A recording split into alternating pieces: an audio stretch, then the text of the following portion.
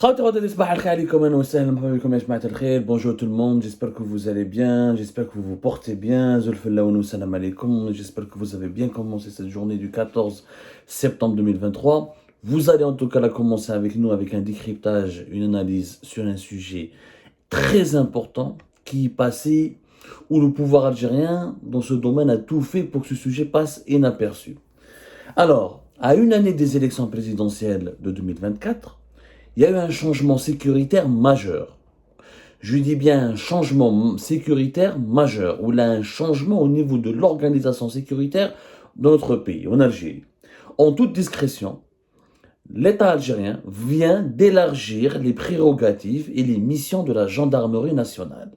La gendarmerie nationale, elle vient de bénéficier d'un nouveau élargissement de ses prérogatives, où la gendarmerie nationale Ouidlet, elle est devenue le service de sécurité pratiquement le plus puissant. Il a un champ d'action très large, où il a une nouvelle marge de manœuvre pour enquêter, pour intervenir et pour disposer de plusieurs pouvoirs qui font de la gendarmerie nationale maintenant le service de sécurité le plus puissant du pays. Je vous rappelle que la gendarmerie nationale relève du ministère de la Défense nationale. Et donc, elle travaille directement avec l'institution militaire. Et que le patron actuel de la gendarmerie nationale, le général Ould Hadj, qui a d'ailleurs été promu récemment général-major, le général Ould Hadj est un fidèle de Saïd Chengriha. Et à une année des élections présidentielles, cette reconfiguration des rapports de force, le général Ali Ould Hadj qui dirige la gendarmerie algérienne depuis le 3 août 2021, comme il a été promu récemment, notamment avec la promotion, les cérémonies du 4 juillet 2023, il a été promu général-major, et ben aujourd'hui, Ali Ould Hadj se retrouve à la tête d'une importante institution, mais franchement, et cette information a été officiellement confirmée dans le dernier journal officiel. Alors, dernier journal officiel, il y a un décret qui est vraiment passé inaperçu. Personne n'a vu, je trouve ça étonnant. C'est le journal officiel du 10 septembre dernier, donc une semaine. C'est le journal officiel numéro 59, qui a été rendu public officiellement le 10 septembre 2023. Qui est à la page 7, le décret numéro 23-313 du 17 Safar 1445 correspondant 3 septembre 2023. C'est un décret qui modifie et complète le décret présidentiel numéro 09-143 du 2 Jumela El Oula 1430 correspondant 27 avril 2009 portant mission et organisation de la gendarmerie nationale. Alors, les missions de la gendarmerie nationale étaient encadrées par un décret qui date de 2009. Ce décret Ajma'a, il a été amendé, il a été changé par un nouveau décret, donc qui est paru le 3, qui a été signé par Abdelmajid Tebboune, le chef de l'État, le 3 septembre 2023. Ce décret, il modifie énormément les missions et l'organisation de la gendarmerie nationale. Et quand on ce qui a été donné, ce qui a été dit dans ce décret, on remarque que la gendarmerie algérienne, où elle a des services de renseignement, où elle a un certain pouvoir dans les services de renseignement, certains pouvoirs de la police, et en plus de son champ d'action au sein de l'armée, au sein de l'institution militaire. De facto, c'est devenu l'institution sécuritaire la plus puissante du pays. Alors on s'explique. Qu'est-ce qui a été changé dans ce décret? Le décret du 3 septembre 2023, qu'est-ce qu'il a changé par rapport au décret le 27 avril 2009 qui établit traditionnellement les prérogatives et les missions de la gendarmerie algérienne? Plusieurs articles. Comme l'article 2, il a été changé. L'article 5. L'article 5, par exemple, la gendarmerie algérienne, elle est autorisée maintenant à établir des relations de service avec les autres services de sécurité, les organes et autorités publiques nationaux et des relations de coopération avec les établissements, organes et associations nationaux d'intérêt commun. Là, c'est pas très important, ça saute pas aux yeux que la gendarmerie ait des relations avec d'autres services de sécurité, c'est pas un problème. Même Ba'diajma, qui est l'article 7, qui permet donc qui précise encore davantage la mission, la nouvelle mission de la gendarmerie algérienne. J'ai vu l'article 7 qui a été modifié dans ce décret le 3 septembre 2023.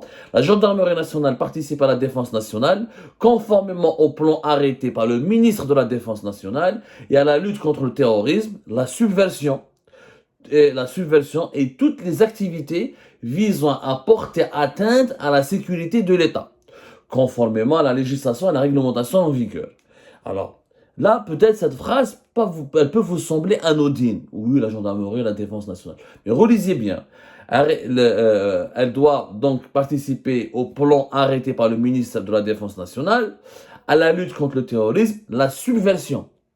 La subversion et toutes les activités visant à porter atteinte à la sécurité de l'État. La subversion, c'est quoi? Le régime algérien, l'opposition politique, elle est considérée comme une subversion. N'oublions pas qu'en novembre 2021, le régime algérien a créé un nouveau service de renseignement qui s'appelle la Direction générale de la lutte contre la subversion, qui avait été confiée à Mohamed Djebbar, avant que Mohamed Djebbar ne devienne le patron des services de renseignement de l'extérieur, la direction de la documentation de la sécurité extérieure en septembre 2022. La subversion a été définie par le régime algérien comme étant des mouvements politiques dissidents qui menacent de déstabiliser le pays.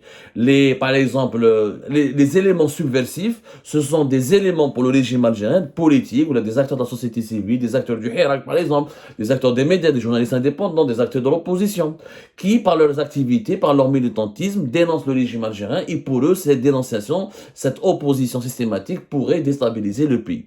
Le terme subversion, normalement jusque-là, c'est un champ d'action qui est relevé des services secrets. Ce sont les services secrets qui, d'ailleurs, la DDSE, avant, en novembre 2021, ils ont créé un nouveau service secret qui est la DGLS, la Direction Générale de Lutte contre la Subversion.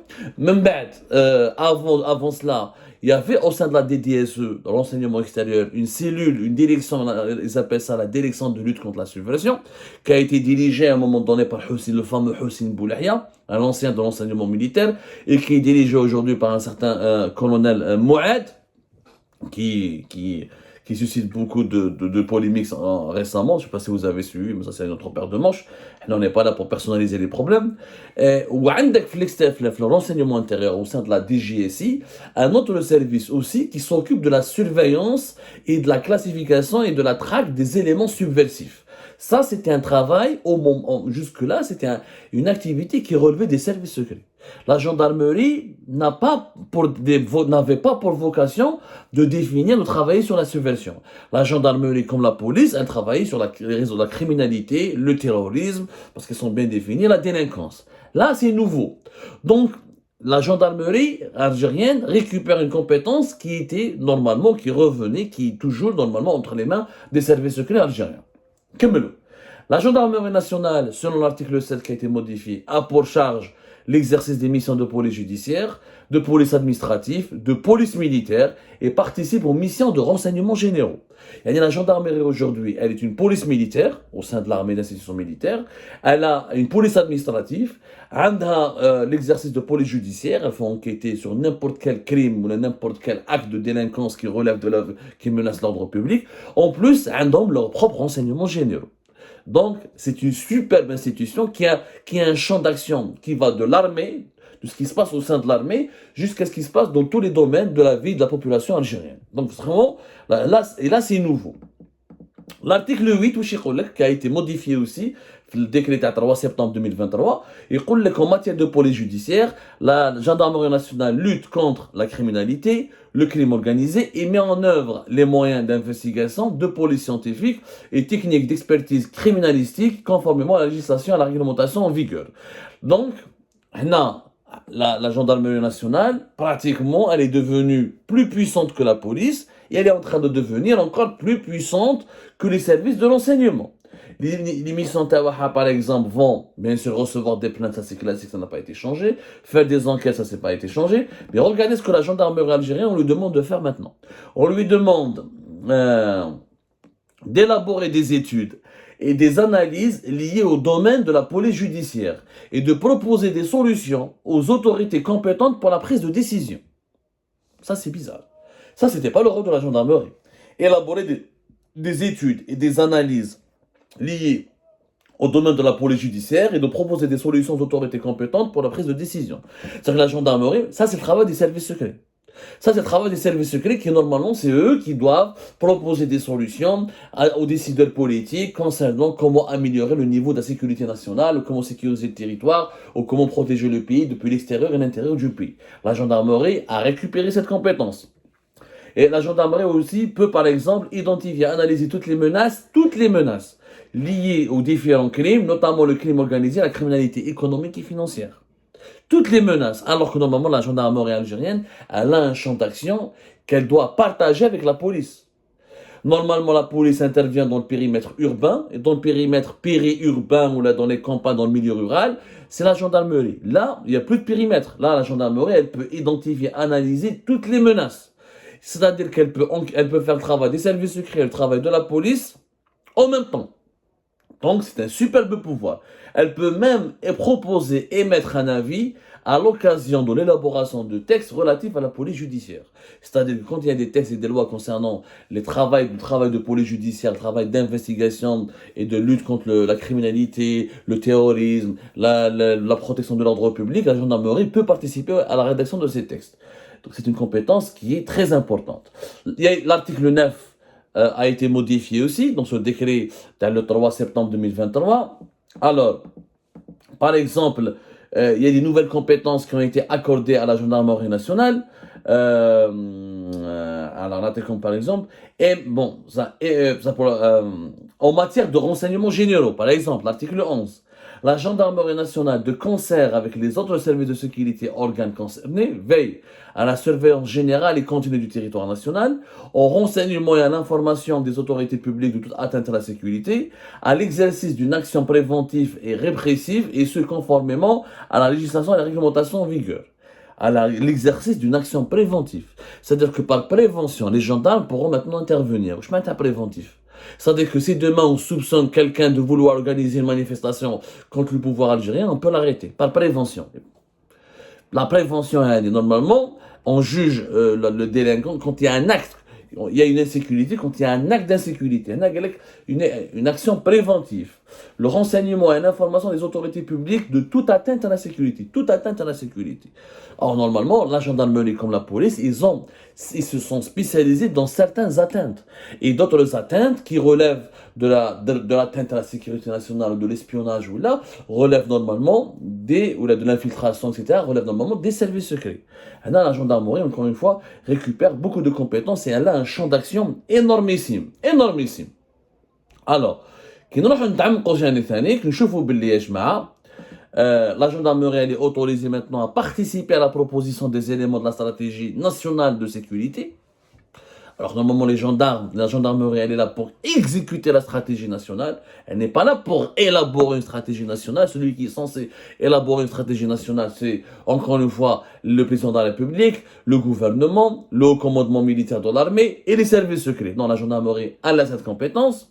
Alors, une chose encore très nouvelle et un peu, je ne sais pas comment on peut la qualifier, dans les nouvelles compétences de la gendarmerie en Algérie, elle peut recueillir, stocker, analyser des informations liées aux activités des personnes, associations, entités, initiatives, incitatives et subversives qui constituent une menace pour la sécurité et à leur notification aux autorités compétentes. La gendarmerie va faire des listes, elle va stocker des informations, des personnes, associations, entités subversives. Qu'est-ce que c'est qu'une entité subversive? Ça, il n'y a que les services secrets normalement, la présidence et l'état-major de l'armée qui peut le définir. Parce qu'à l'époque, comme nous avons fait des lois de lutte contre le terrorisme qui ont été changées depuis 2020 et 2021, avec une fameuse liste nationale des entités terroristes, avec une nouvelle définition du terrorisme en Algérie dans la loi de 2021, c'est malheureusement, la définition du terrorisme a été politisée dans notre pays. Politisée à Jma'a, où des opposants ou des personnalités politiques ont été classés comme étant terroristes. Il s'agit notamment de l'ordre de la loi numéro 2108 du 1er décembre 2021 qui a été publié au journal officiel numéro 91 du 5 décembre 2021.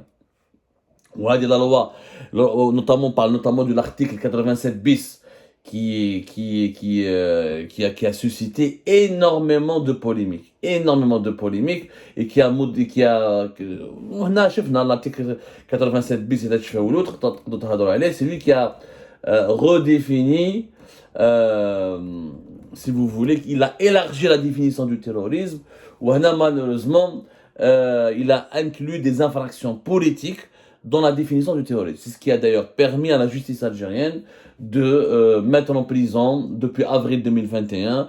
Il y a eu l'avril 2021, l'article 87 bis. Ensuite, il y avait l'année de la loi de décembre 2021 qui a permis à la justice algérienne d'inculper des personnels, des opposants, des activistes du Hirak, des membres de certains mouvements politiques qui en sont pacifiques, qui n'ont pas recouru à l'arme, aux armes plutôt pour s'exprimer leurs opinions. Ils ont été mis en prison. Rappelez-vous tout ce qui ça s'est passé en 2021, on en a déjà parlé, à l'article 87 bis, à l'évolution de l'arsenal judiciaire algérien, où malheureusement, Bladna yani Willina, potentiellement un journaliste peut être qualifié de terroriste et un opposant peut être qualifié aussi de terroriste.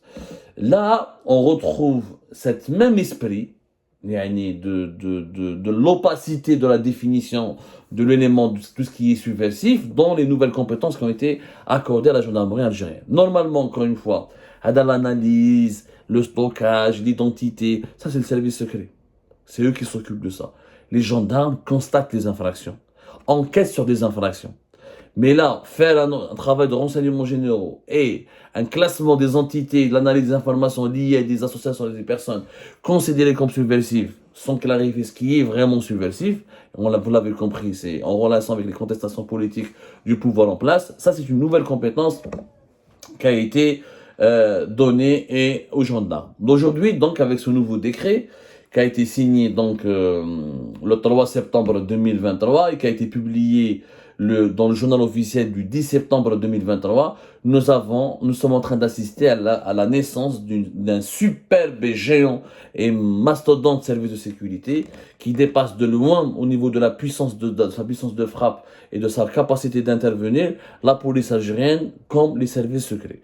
Et à une année des élections présidentielles, on a l'impression que l'état-major de l'armée et Saïd Chenkleha ont délibérément renforcé les pouvoirs de la gendarmerie, ont contraint Tebboune de renforcer délibérément les pouvoirs de la gendarmerie dans une perspective clairement politique pour disposer davantage de pouvoir et pour utiliser ce service de sécurité, ce super service de sécurité qui pourrait donc intervenir dans des secteurs d'activité multiples et qui ne relevait pas de ses missions préalablement depuis 2009.